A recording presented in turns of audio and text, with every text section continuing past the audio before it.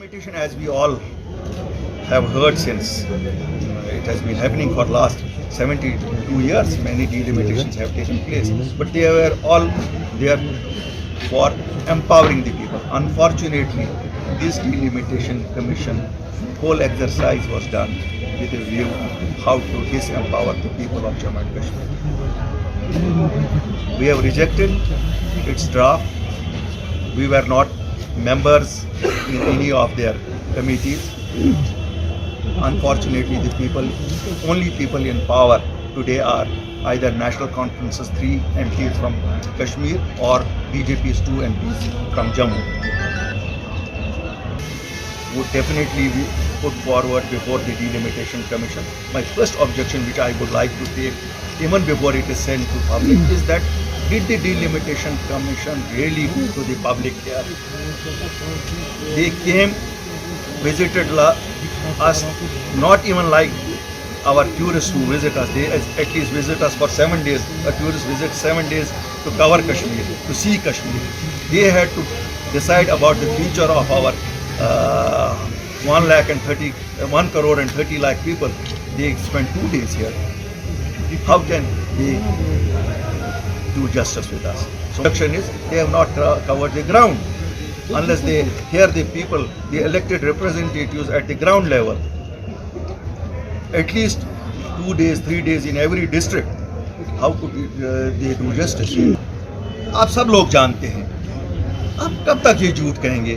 یہ اسمبلی خالی آپ کے روزمرہ مسائل، آج جو لوگوں کی سنوائی نہیں ہوتی ہے، وہ سنوائی کل جب آپ کے اپنے نمائندے ہوں گے وہ سنوائی ہوگی، آپ کی ڈیولپمنٹل نیڈز کو ایڈریس ہوگا. باقی کوئی پولیٹیکل جس کی ہماری پہچان سے even our statehood can not be restored by our assembly. It has to be restored by parliament. It has to be restored by union government. It can not be done by us. یہ لوگوں کو دھوکہ دیتے ہیں. اسے انہوں نے نہیں آٹونومی پاس کی، آپ کو یاد ہے. ہم سے ہماری شکلوں سے نہیں ڈرتے، وہ ہمارے سچ سے ڈرتے ہیں. کیوں؟ ہم سچ بولتے ہیں. جموں کشمیر کے لوگ کی ضرورت ہے کہ ان کی ایک عوامی سرکار ہو. اس کے لیے ہم بات کرتے ہیں. دیکھیے، ان کی سنجیدگی ہونی یا نہ ہونی شاید کوئی بھی جموں کشمیر کا واسی نہیں کہہ سکتا ہے.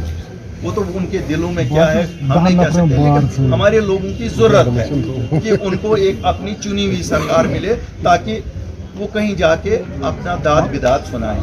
آج کوئی داد بداد سنتا نہیں ہے. دیکھیے، میں 2 چیزیں آپ کو بتاؤں گا. یہ حتمی ہے یا نہیں ہے، یہ تو جس وقت ایک ڈرافٹ سامنے آئے گا اس میں مجھے امید ہے اور میری گزارش ہوگی عوام سے کہ وہ جوک در جوک اس میں اپنی آبجیکشنز فائل کریں جو ان کو لگتا ہے، اور ہماری جماعت بھی ضرور کرے گی. ایسا نہیں ہے کہ ہم نہیں کریں گے. ہمیں پہلے سب کو آبجیکشنز کرنی چاہیے.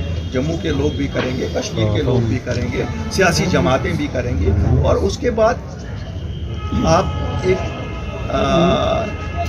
جمہوری عمل کی بحالی چاہتے ہیں. کتنی ہی بری وہ ہو، پھر بھی وہ اس بیوروکریٹک رجیم سے بہت اچھی. کیوں؟ اس میں ایک لوکل فیکٹر ہوگا جن پہ لوگوں نے اپنا اعتماد جتایا ہوگا. اس لیے اس لحاظ سے تو اس عمل کے تھرو جانا ہی پڑے گا.